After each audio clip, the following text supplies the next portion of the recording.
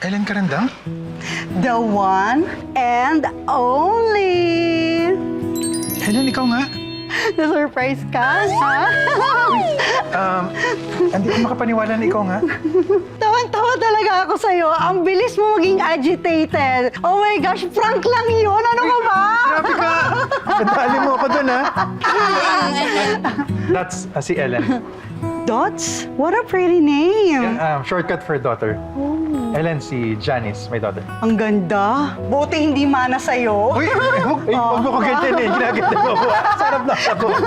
Hi, Janice. You're so pretty. Likewise po. That's best friend ko siya nung high school, pati college. Kaso lang after graduation ng college, nag-America na.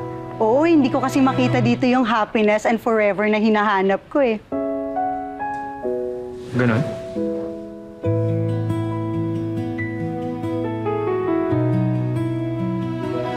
O siya, alis na ako. Dumaan lang ako para syempre makita ka at maimbitahan kita sa high school reunion natin. Uy, huwag kang mawawala ah. Pupunta lang ako kung pupunta ka. Sure. Buti nadalaw mo ko. Balik ka dito, pagluluto kita. Sos! Totoo ba? Oo nga! Galing na ako magluto. O sige, bakante pa naman yung oras ko bukas. Babalik ako. Sige.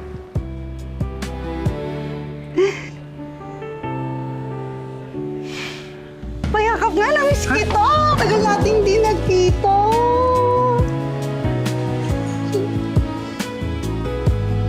O siya, balik ako bukas ha. Ciao!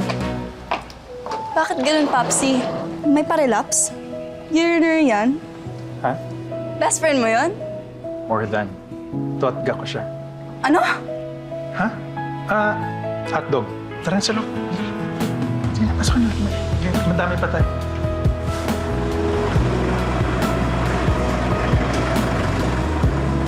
Bakit naman hindi ka a-attend doon? Wala naman akong ka-close doon, ikaw lang. Hassle lang naman kasi doon yan. I mean, yabangan. Ano naman pagyayabang ko na nalugi ang negosyo ko.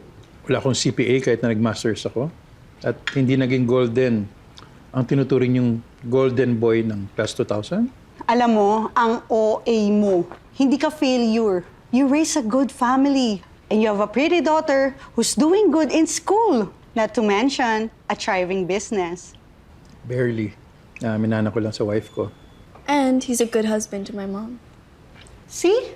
This girl knows that you are not a failure. Kaya please, sumama ka na. Umuwi ka lang ba ng Pinas dahil sa reunion? Oo. Iniiwan ko ang beauty and skincare line ko sa San Francisco. And after the holidays, uuwi na ako. Book na ako ng flight pa uwi. Ganun. Kala ko dahil sa akin. I'm sorry, what? Wala. I mean, kain ka pa ulit. Kain ka pa. At syempre, makapag-catch up na rin tayo.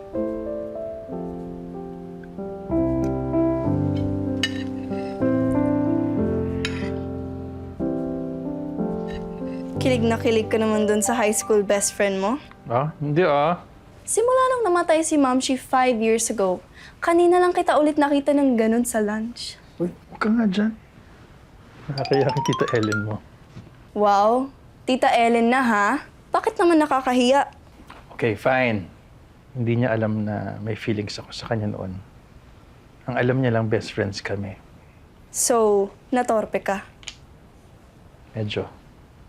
Pero buti na lang, no? Kasi kung hindi, edi hindi mo makikilala si Mamsi. Tama. Ba't kasi hindi ka umamin? Ha? Ewan ko nga eh. Natagal na noon. Siguro, tanga lang ako noon. Bad word. I'm sorry. Oh, talo ka. Ikaw magpe-prep bukas.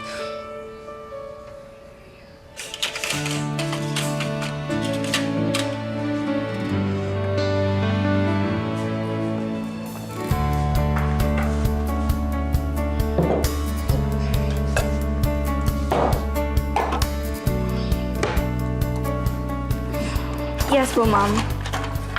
Okay po. Yes, noted po. Okay. Ay, sorry, wait lang. Ilan po ulit?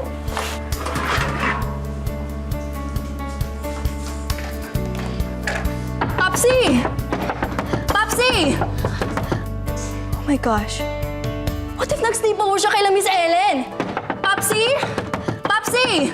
Popsi! Popsi!